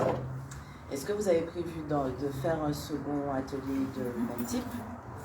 Si oui, est-ce que vous avez à peu près des délais? Et autrement, comment est-ce qu'on peut être en contact avec vous? Parce que j'ai entendu, alors, Fémi Louiseur sur Insta, c'est facile. Je suis arrivée en cours de présentation, donc je n'ai pas entendu deux noms, mais j'ai retenu Juliette et Liwata. Est-ce que vous avez des pages Instagram, Facebook, des choses comme ça, où on peut rentrer en contact avec vous pour des pratiques, hein? S'il vous plaît. Vous pouvez avoir une fiche, vous allez pouvoir mettre votre nom, votre numéro de téléphone, j'ai vu ça. Voilà. Et puis, alors pour répondre à la question, cette année, on n'a pas prévu de refaire ça cette année, mais peut-être l'année prochaine. Mais comme je vous disais, nous sommes présentes et nous animons des ateliers de manière assez récurrente. Voilà. Alors concernant justement les Instagram, on va quand même le dire tout à l'heure, hein, chacun va présenter ce qu'il a à dire. Moi, ce que je voulais dire, c'est que toujours dans mon ressenti et dans mon inspiration, il y a quelques semaines, j'ai créé une page Facebook qui s'appelle Anke Ajibomola. Alors, Anke Ajibomola, parce que oui, je suis dans les mémoires transgénérationnelles. Et j'ai eu l'idée folle, un petit peu folle, que de créer une page. En fait, pour moi, en créant cette page, c'est un espace où chacun peut venir témoigner de ce qu'il ressent, d'être afro-descendant, comment il ressent les choses, les mémoires, comment il voit sa vie, voilà, comment il envisage sa vie, passée, présente, future. Et puis en tant que thérapeute, c'est créer un espace où chacun va pouvoir s'exprimer sans être jugé.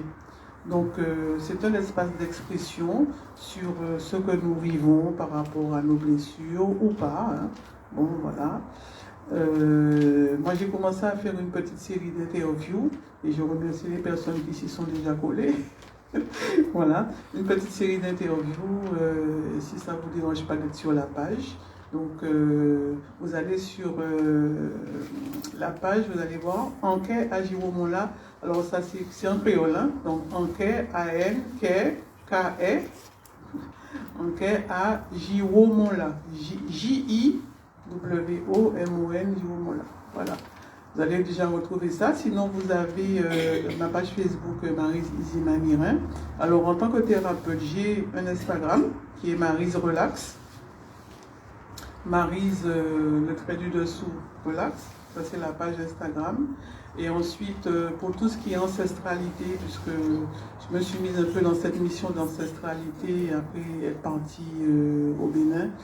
Bon, j'ai eu une initiation qui m'a vraiment mise dans cette mission-là.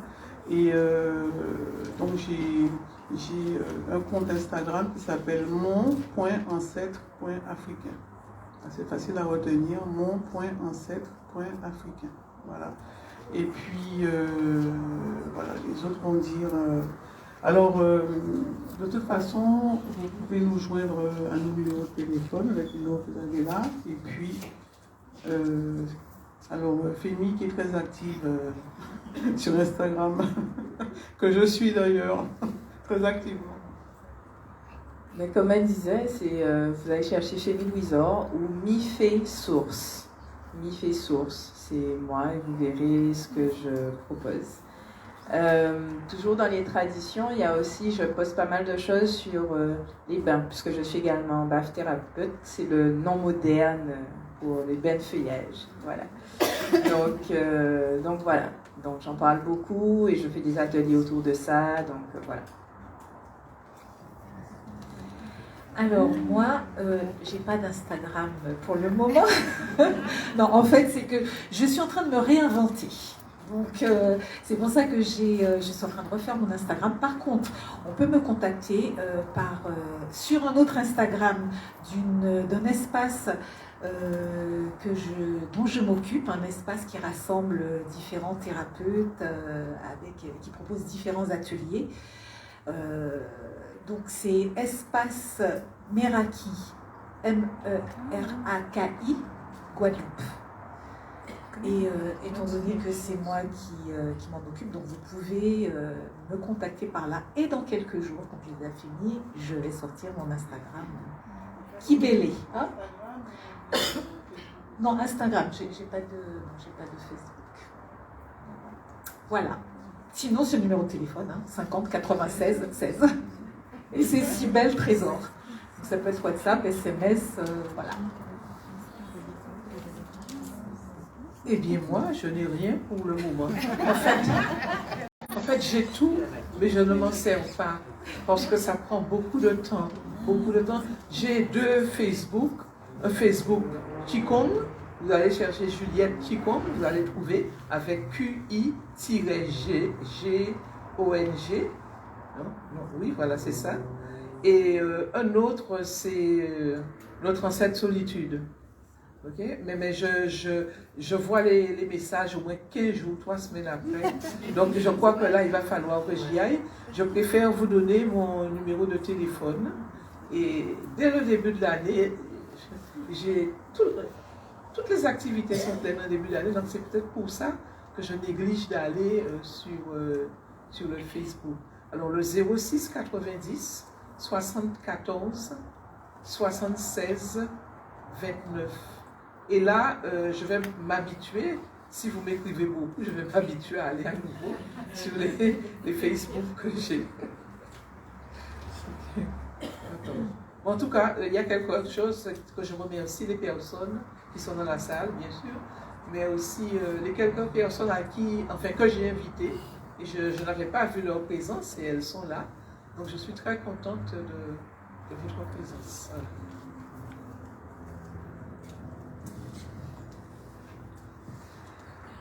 Oui, donc si vous voulez me contacter, il y a des petits flyers avec les numéros de téléphone. J'ai fondé un espace de soins qui s'appelle la case énergétique.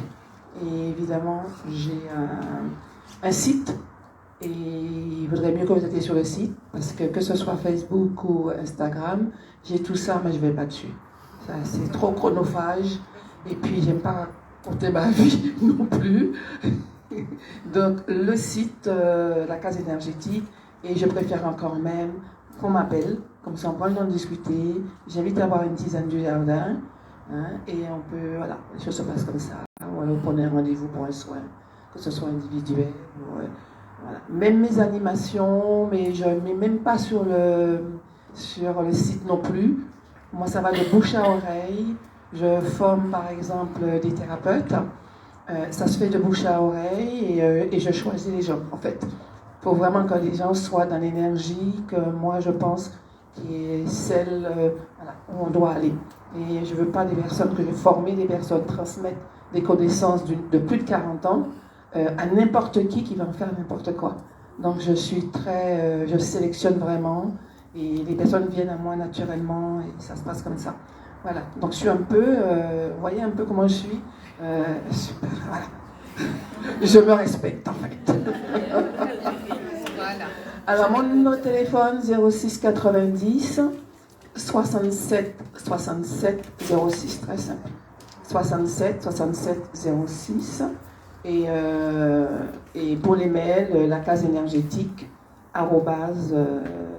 @hotmail.fr et si vous l'allez sur le site c'est la case énergétique.fr. Voilà, très simple.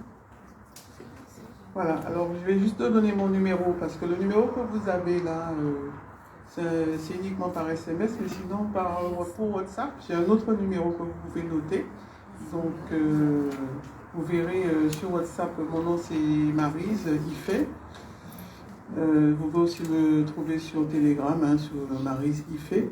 Alors, mon numéro de téléphone c'est 07 51 69 44 90. Voilà, 07 51 69 44 90. Donc, n'hésitez pas à nous contacter. Et puis, on commence déjà par cette session-là. Bon, nous avions déjà travaillé ensemble, donc ce n'est pas notre première fois. Et puis, on ne sait jamais, hein, il peut y avoir encore une évolution hein, d'ici l'année prochaine. Voilà. Et qu'est-ce qu'on peut rajouter? Je crois que c'est l'heure déjà de voilà. Alors, si vous voulez vous inscrire pour samedi, n'hésitez pas à venir voir notre trésorière. C'est Liwata. Voilà, chacune a ses tâches. Voilà. Et puis, vas-y, allez-y, très bien. Et merci pour votre participation. Alors, je vous avais dit que pour le Facebook, Ankea Jiwomola, donc je me suis lancée, hein, c'est nouveau, hein, je me suis lancée en tant que caméraman